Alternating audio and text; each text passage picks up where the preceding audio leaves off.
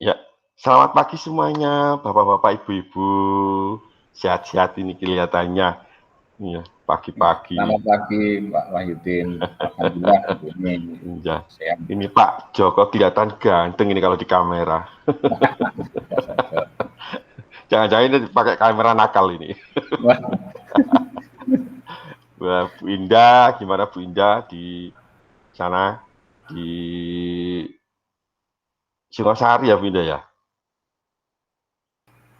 di unmute dulu Bu Indah. Aman Pak, aman. Aman, Cuma ya ya. tetap ada pembatasan apa PPKM ya. Oh iya, sekarang ini di sini juga PPKM jam 8 harus sudah tutup semua ini. Yes, mudah-mudahan sehat semuanya. Kalau saya jam 4 Pak. Diklat, Yeah. ya, selama diklat sehat semuanya ya. Terima kasih. Amin. Hari ini kita akan bahas yang namanya pendidikan yang memerdekakan ya. Tapi sebelumnya mungkin nanti ada yang mau moderatori, monggo dari Pak Joko atau Bu Indah, silakan. Waktu kita hanya sedikit ini, ya, tidak banyak, karena kita hanya dibatasi waktu, ya. Oke, silakan ke Pak Joko atau Bu Indah dimulai, monggo. Oke, saya kalau gitu ya Pak ya. Baik teman-teman,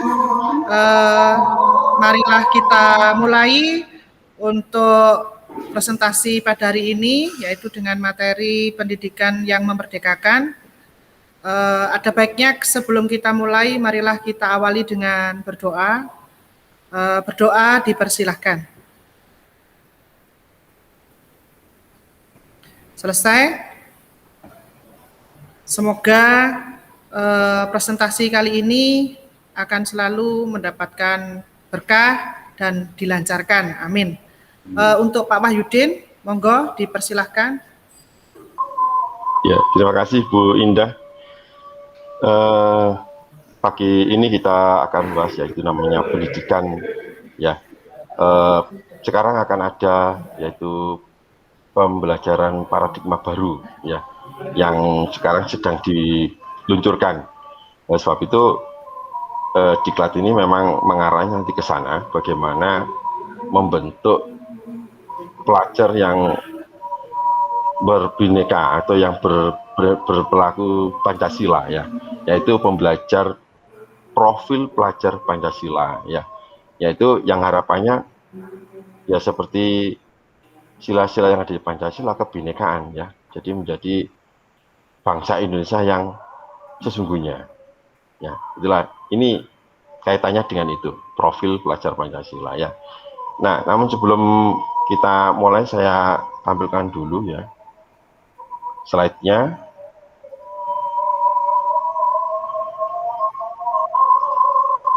Sudah tampil? Belum Pak. Belum.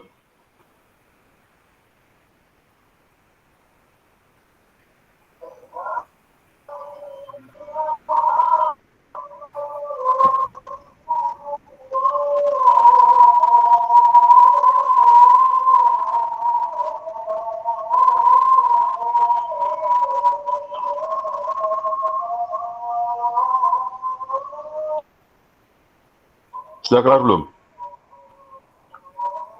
Oh, masih hitam, belum keluar tampilannya.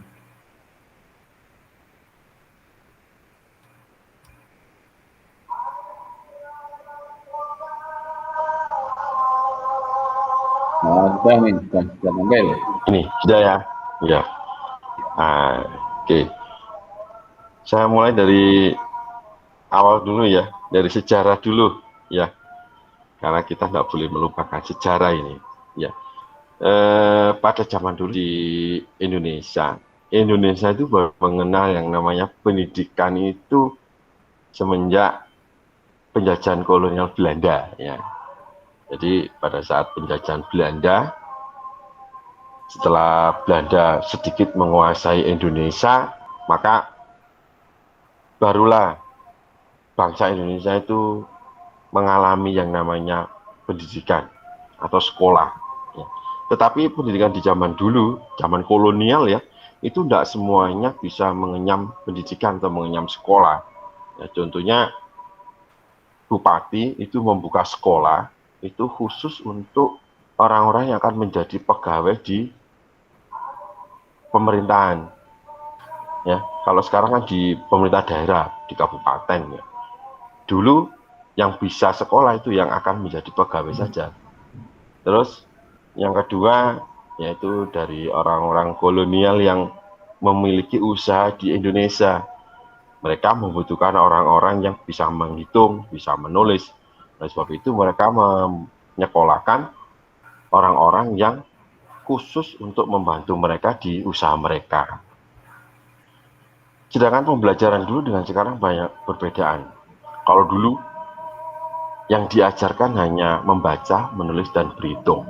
Ya, jadi itu pada waktu kolonial. Akhirnya berselang berjalan ya, ada seorang tokoh pendidikan yang sudah kita kenal lama, yaitu Ki Hajar, yang telah membuka taman siswa ya sebagai tempat untuk belajar tanpa batas, mengadakan perubahan. Ya. Kalau kita ambil dari sejarah Ki Hajar Dewantara, ada 3 perubahan yang harus dilakukan agar pendidikan itu bisa merdeka. Ya. Yang pertama adalah kodrat keadaan. Ya.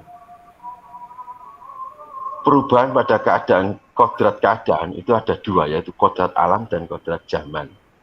Kodrat alam itu adalah kodrat yang dipengaruhi oleh lingkungan sekitar, lingkungan sekitar peserta didik, di mana dia berada, maka lingkungan itu akan berpengaruh, ya, akan berpengaruh akan pendidikannya. Jangan yang kedua adalah kodrat zaman, yaitu perkembangan zaman. Zaman sekarang dengan zaman dulu berbeda. Nah, ini harus setiap tahun ke tahun itu mesti ada perubahan. Ya. Nah, itu, yaitu kodrat keadaan. Yang kedua adalah prinsip perubahan. Ada sebuah prinsip perubahan yang diambil oleh Ki Hajar Dewantara, yaitu azas trikon, yaitu kontinuitas, konvergensi, dan konsentris. Ya. Kontinuitas, kita tidak boleh melupakan sejarah. Ya, tidak boleh melupakan sejarah. Sehingga dengan tidak melupakan sejarah, kita akan tahu perkembangan dari sejarah itu. Dari tahun ke tahun, perubahan zamannya juga akan kita ketahui. Sehingga dalam dialogisis dengan sejarah, kita akan maju ke depan. Ya. Sehingga kita tidak akan melupakan budaya kita yang dulu. Nah, ini. Yang kedua adalah azas konvergensi, yaitu ini yang mungkin sangat penting ya, konvergensi, yaitu pendidikan itu harus memanusiakan, ya, memperkuat kemanusiaan kita. Nah, inilah salah satu perubahan yang sangat penting, bahwasanya pendidikan itu harus memanusiakan manusia. Lah ini ya, ini adalah azas konvergensi. Sedangkan yang ketiga adalah azas konsentris, ya, yaitu keragaman dalam pendidikan. Ya. Pendidikan itu harus memerdekakan. Setiap lini, setiap fungsi itu berputar sesuai dengan orbitnya sendiri-sendiri, sesuai dengan lingkarannya, dan bergerak sesuai dengan sumbunya. Ya. Sehingga bergerak memusat. Ya. Itulah prinsip perubahan, yaitu kontinuitas, konvergensi, dan konsentris. Sedangkan kerangka perubahan Ki Hajar Dewantara yang ketiga adalah apa sih yang dirubah, apa sih yang berubah. Nah, ini salah satu yang paling penting yang dirubah adalah budi pekerti. Ya, budi pekerti. Budi pekerti itu terdiri dari 2 kata, yaitu budi dan pekerti. Sedangkan budi itu sendiri adalah cipta, rasa, dan karsa. Karsa itu adalah raga. Sedangkan pekerti ini adalah tenaga. Nah, ini. Jadi yang dirubah itu adalah cipta, rasa, karsa, dan tenaga. Sehingga harus bertenaga. Ya. Oleh sebab itu, pada pembelajaran paradigma baru yang sekarang diluncurkan itu akan ditujukan pada terbentuknya profil pelajar Pancasila. Ya, dari sinilah yang akan kita bahas, yaitu profil pelajar Pancasila. Ya, bagaimana sih profil pelajar Pancasila itu? Ya, ada 6 komponen dalam profil pelajar Pancasila. Ya, dan 6 komponen inilah yang akan kita bentuk supaya pelajar di Indonesia pada paradigma baru ini itu mempunyai 6 komponen ini. Yang pertama adalah beriman dan bertawakal kepada Tuhan Yang Maha Esa dan berakhlak mulia. Komponen pertama. Komponen kedua, berkebinekaan global. Komponen ketiga, bergotong royong. Komponen keempat, kreatif. Komponen kelima, bernalar kritis. Komponen keenam, mandiri. Ya.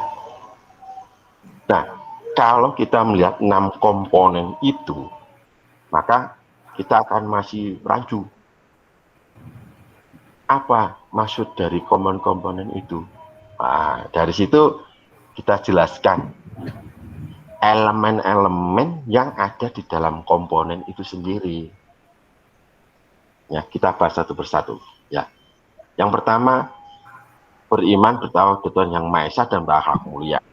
Komponen-komponen yang berada di beriman bertawakal kepada Tuhan Yang Maha Esa dan berakhlak mulia, ada 5 elemen penting yang ada di dalam komponen nomor 1 ini. Yang pertama adalah akhlak beragama, akhlak pribadi, akhlak kepada manusia, akhlak kepada alam, dan akhlak bernegara. Sudah kompak ini, sudah lengkap. Mulai dari akhlak beragama, akhlak pribadi dengan diri sendiri, akhlak kepada manusia dengan orang lain, akhlak kepada alam dengan alam sekitar, akhlak bernegara dengan negara yang kita cintai ini. Bagaimana kita berakhlak mulia terhadap 5 elemen tersebut. Ya, saya kira jelas sudah.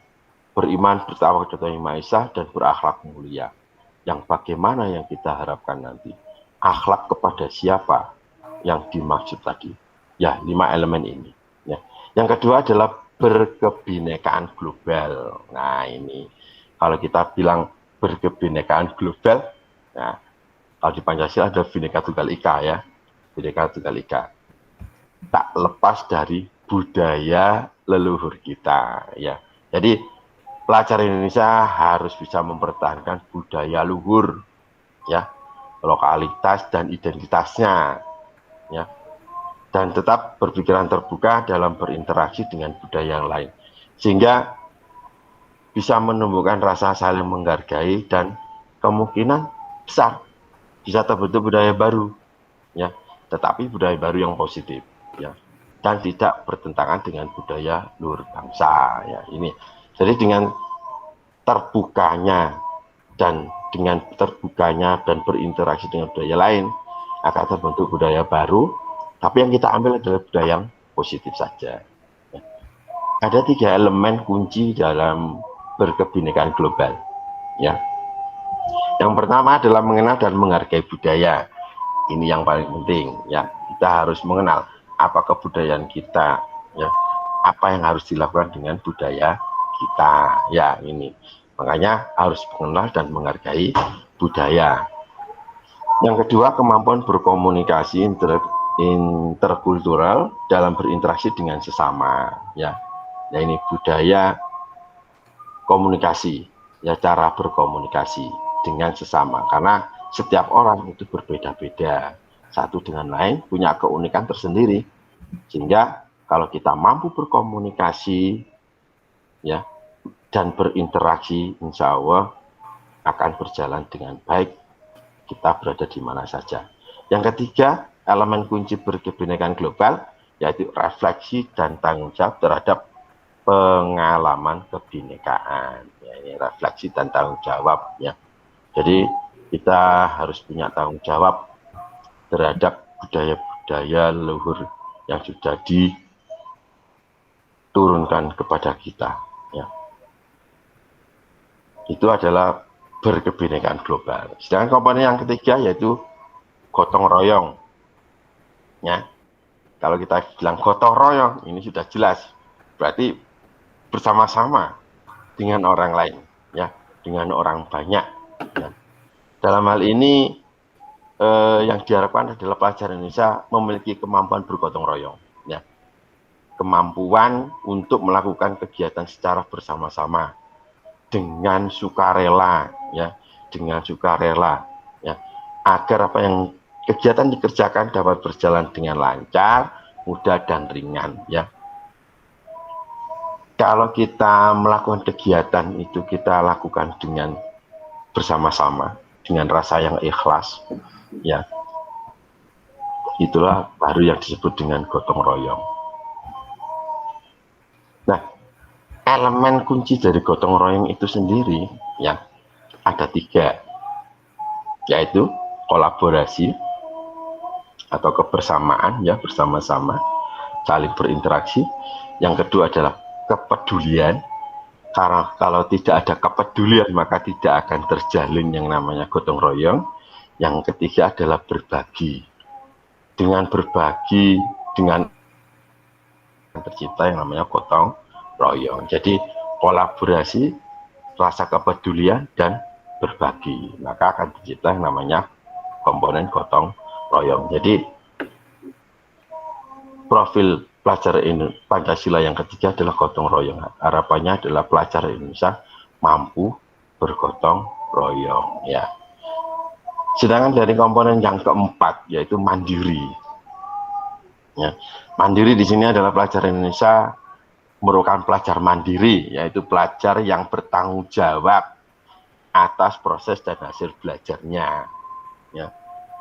Jadi apapun yang dilakukan oleh pelajar kita itu adalah tanggung jawab mereka.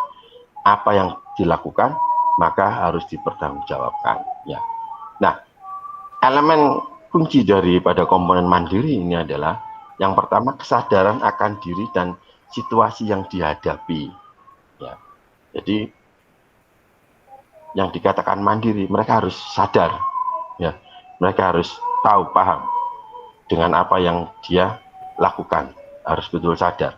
Dan pada saat apa dia menghadapi sesuatu, lah ini, ya. Jadi sadar akan apa yang dilakukan dan situasi apapun yang dia lakukan itu dalam kondisi sadar, ya. Yang kedua adalah regulasi diri, ya, yaitu harus mampu mengikuti perubahan, ya, harus mampu mengikuti perubahan. Maka tidak boleh monoton. Jadi kalau pelajar Indonesia, pelajar yang berprofil Pancasila, tidak boleh mempunyai sikap yang monoton, tidak mau berubah, harus mau beregulasi, dirinya harus mau beregulasi, ya. Jadi itulah komponen dari mandiri, ya. Masuk ke komponen yang kelima, yaitu bernalar kritis, ya, bernalar kritis. Pelajar yang bernalar kritis mampu secara objektif memproses informasi, baik kualitatif maupun kuantitatif, ya, membangun keterkaitan antara berbagai informasi, menganalisis informasi, mengevaluasi dan menyimpulkannya, yang dikatakan kritis, ya, bernalar kritis. Jadi biasanya kalau ada pelajar yang kritis itu biasanya pelajar yang selalu suka memperhatikan, ya, suka menggali informasi, ya, suka mengevaluasi, dan suka juga menyimpulkan sesuatu secara cepat. Ya. Jadi bernalar kritis. Ya. Tetapi di sini ada 4 komponen bernalar kritis, ya. 4 komponen. Ya. Yang pertama adalah memperoleh dan memproses informasi dan gagasan. Jadi dengan memperoleh dan memproses informasi itu, maka akan timbul sebuah gagasan, ya. Jadi kalau ada informasi, ada gagasan, akan dia proses, ya. Tidak didiamkan, akan dia pikir, ya. Yang kedua, menganalisis dan mengevaluasi penalaran. Nah, ini menganalisis dan mengevaluasi penalaran. Jadi apa yang akan dia lakukan akan dipikir dulu, dinalar dulu. Nah, ini dinalar dulu. Jadi selalu dievaluasi, ya, selalu dievaluasi. Yang ketiga adalah merefleksi pemikiran dan proses berpikir. Nah ini, dari apa yang dipikir itu selalu ada refleksinya. Ya, jadi pelajar yang bernalar kritis itu semuanya pemikirannya berproses. Ya, tidak instan langsung keluar langsung mengambil keputusan, tidak. Ya, tapi semuanya diproses dulu. Baru yang terakhir elemen terakhir mengambil keputusan. Jadi saling berhubungan ya antara memperoleh informasi, memproses informasi, menganalisisnya, mengevaluasi, dinalar, setelah itu direfleksi, baru kalau sudah baru diambil keputusan. Nah, ini yang dinamakan bernalar kritis ya. Sedangkan yang terakhir adalah kreatif. Nah, ini ya, kreatif ini. Ini biasanya kalau anak yang nomor 4 mandiri, rata-rata biasanya menujunya ke kreatif. Ya. Jadi pelajar yang kreatif itu pelajar yang mampu memodifikasi dan menghasilkan sesuatu yang orisinil. Ya. Orisinil, bermakna, bermanfaat, dan berdampak. Jadi kreatif itu bisa mengolah, ya, bisa mengolah dan bisa menghasilkan. Jadi elemen kunci dalam komponen kreatif ini adalah yang pertama menghasilkan gagasan yang orisinal. Jadi gagasan itu timbul dari dirinya sendiri, bukan dari orang lain. Ya. Jadi harus dari dirinya sendiri. Jadi asli murni gagasan sendiri. Yang kedua adalah menghasilkan karya dan tindakan yang orisinil. Jadi sini dikatakan kreatif itu pasti menghasilkan sesuatu ya, menghasilkan sesuatu. Karena yang kreatif itu pasti punya pemikiran sesuatu dan akan melakukan sesuatu juga yang sifatnya melakukan sesuatu itu yang dari kehendak dirinya sendiri. Nah, inilah dalam pembelajaran paradigma baru inilah maka 6 komponen ini yang akan diterapkan dalam pembelajaran paradigma baru ya, PPB ya. Jadi harapannya nanti terciptalah sebuah pelajar yang mempunyai profil berkarakter Pancasila ya. Ya inilah mungkin materi tentang apa sih profil pelajar Pancasila itu nanti mau diarahkan kemana. Karena terus terang kurikulum kita yang dulu-dulu itu sudah sebenarnya nggak urut, ya sudah urut mulai dari KTSP, K13, akhirnya kurikulum berkarakter. Nah ini kurikulum berkarakter sekarang menuju kurikulum paradigma baru yang menuju ke Pancasila tadi, ke profil pelajar Pancasila. Ya. Jadi harapannya itu, dengan adanya pembelajaran paradigma baru ini, harapannya adalah budaya kita ya tertata, tidak terlupakan, memiliki jiwa yang bagus, berakhlak mulia. Ini karena terus terang sekarang tuntutan dunia industri bukan hanya hard skill, tapi juga soft skill. Nah, soft skill inilah dengan penerapan pada profil pelajar Pancasila ini, harapannya adalah soft skill-nya yang didapat nanti. Harapannya itu, kita dapat soft skill-nya itu. Oke. Jadi dari sini mungkin ada yang mau ditanyakan dulu, monggo silakan ke Pak Joko atau Bu Indah, kami persilakan untuk bertanya dulu. Silakan. Sebelum saya yang bertanya, monggo Bu Indah. Maaf Bu Indah, di unmute dulu. Saya dulu, saya dulu ya Pak ya. Begini, tadi sudah disebutkan bahwa untuk profil pelajar Pancasila itu kan ada 6. Beriman, bertakwa kepada Tuhan Yang Maha Esa, dan berakhlak mulia, mandiri, bernalar kritis, kreatif, kemudian berkebinekaan global, dan juga bergotong royong. Nah, sekarang yang saya tanyakan, kaitannya dengan penerapan beriman di proses belajar mengajar itu kira-kira kalau dikaitkan dengan pelajar Pancasila ini yang bagaimana? Iya. Contohnya Terima kasih, mungkin. ya contohnya. Oke, makasih. Sebenarnya di pembelajaran paradigma baru di kurikulum yang baru ini itu kita di struktur kurikulum itu sudah ada 8 jam profil pelajar Pancasila sebenarnya. Tetapi karena ini hubungannya adalah dengan beriman, bertakwa dan berakhlak mulia ya, itu sebenarnya enggak harus dikasih jam tersendiri ya. Sebenarnya itu bisa kita lakukan langsung pada saat pembelajaran. Contoh berdoa sebelum pelajaran dimulai. Nah, itu salah satu contoh membentuk akhlak mulia. Terus menjawab salam dari Bapak Ibu guru ya. Kalau ada Bapak Ibu guru salam assalamualaikum, dijawab dengan salam yang baik. Waalaikumsalam. Bukan seperti di YouTube. Assalamualaikum jawabnya pagi bro. Wah, ini jangan sampai seperti itu. Makanya kita membentuknya seperti itu, soft skillnya hingga mereka punya akhlak. Tadi akhlak itu ada akhlak beragama, akhlak kesesama ya. Nah, akhlak kesesama ini dari siswa ke Bapak Ibu guru. Nah, itu harus mempunyai akhlak sendiri. Jadi penerapannya itu kalau saya sih enaknya langsung diterapkan pada saat PBM ya, pada saat pembelajaran.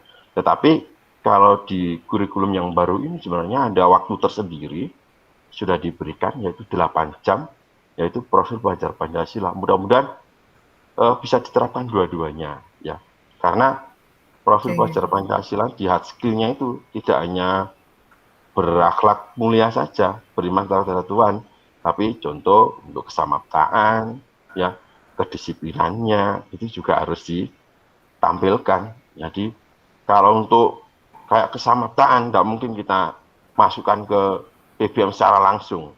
Paling-paling kalau pada saat mau praktek ada briefing. Nah, briefing disiapkan dulu. Nah, itu sedikit tapi tidak banyak. Jadi ada waktu lain contohnya kesamaptaan nanti dikasihkan di jam tersendiri. Mungkin di luar jam pelajaran itu. Jadi itu Bu Indah. Jadi penerapannya baik Pak. Penerapannya bisa secara langsung, bisa mengadakan agenda sendiri ya. Itu. Baik Pak, terima kasih. Ya. Mungkin dari Pak Joko ada pertanyaan atau memberi tambahan? Saya akan menanggapi itu kan, pemaparan dari Pak Wahyudin tadi sudah bagus sekali, juga informasi lanjutannya juga bagus. Ya. Sebenarnya yang jadi pertanyaan saya setuju dengan Pak Wahyudin, karena kita ketika merancang pembelajaran di situ juga harus memasukkan profil pelajar Pancasila pada pembelajaran, sehingga profil pelajar Pancasila itu tidak terpisahkan pada pembelajaran. Jadi di setiap pembelajaran profil pelajar Pancasila itu include di situ. Tetapi kenapa yang saya tanyakan, kenapa ada jam khusus untuk profil pelajar Pancasila? Tadi sudah diterangkan juga oleh Pak Wahyudin, mungkin untuk mengakomodir seperti kedisiplinan yang harus perlu jam khusus gitu ya. Saya setuju juga. Tapi yang jadi pertanyaan saya, kenapa justru profil pelajar Pancasila itu jamnya sampai 8 jam, sedangkan dasar teknik kejuruannya itu cuma 6 jam, dan di 6 jam itu kita juga harus memasukkan lagi profil pelajar Pancasila. Seharusnya kalau memang mengakomodir hal-hal yang tidak bisa dimasukkan ke dalam pembelajaran mapel biasa ataupun di kejuruan, seharusnya porsinya atau jamnya tidak sebesar itu. di sini di sekolah kami ini kan sudah mulai ini juga sudah mulai bertanya-tanya juga. Nah, jam segitu banyaknya itu nanti yang ngajar siapa?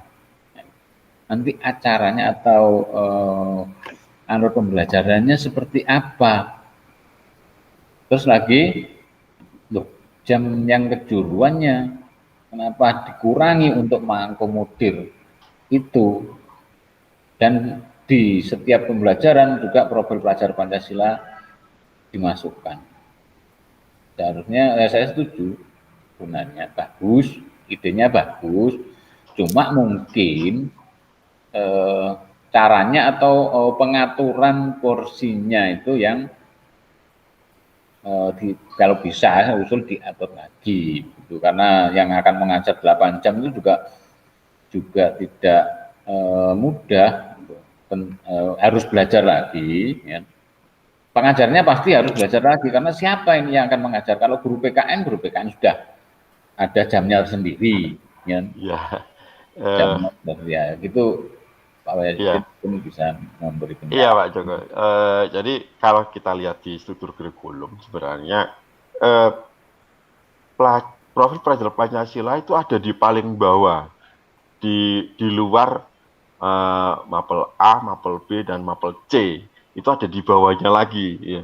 Jadi kemungkinan besar itu profil pelajar Pancasila yang 8 jam itu bisa dilakukan di luar jadwal.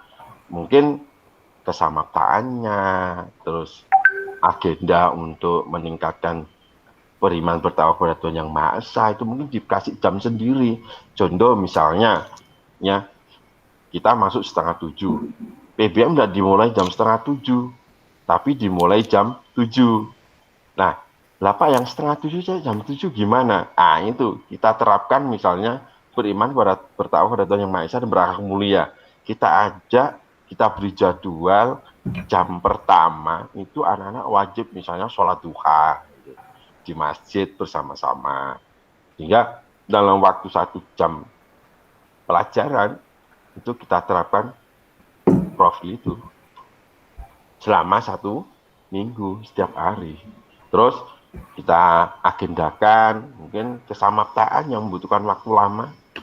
Kalau tadi kan 1 jam selama 1 minggu 5 hari, berarti masih 5 jam, kurang 3 jam. Mungkin 3 jamnya dipakai untuk latihan kesamaktaan atau ketarunaan, 3 jam khusus mungkin ditaruh di hari Sabtu atau hari lainnya. Ya. Tapi kalau untuk masalah yang jam kejuruan kok semakin sedikit jadi 6 jam, ini nanti hubungannya dengan pendidikan pada SMK. Bahwasanya di SMK sekarang itu pendidikannya harus mengacu pada problem based learning tadi, project based learning yang mengacu pada project. Jadi pembelajarannya itu kompleks. Jadi satu kegiatan langsung bisa menyangkut semua pelajaran. Nah itu mungkin karena disitulah akhirnya digabung jadi satu. Ya. Contoh membuat kapal terbang dari kertas misalnya, maka di situ sudah ada beberapa mapel, ya. Contoh mapel gambar teknik masuk. Sebelum kita membuat kapal terbang dari kertas, kita gambar dulu di kertasnya. Setelah kita gambar, masuklah mapel gambar teknik. Setelah itu kita harus menggunting kertas tersebut. Masuklah pekerjaan dasar mekanik menggunakan gunting, cara menggunting. Nah, yang ketiga kita harus melipat.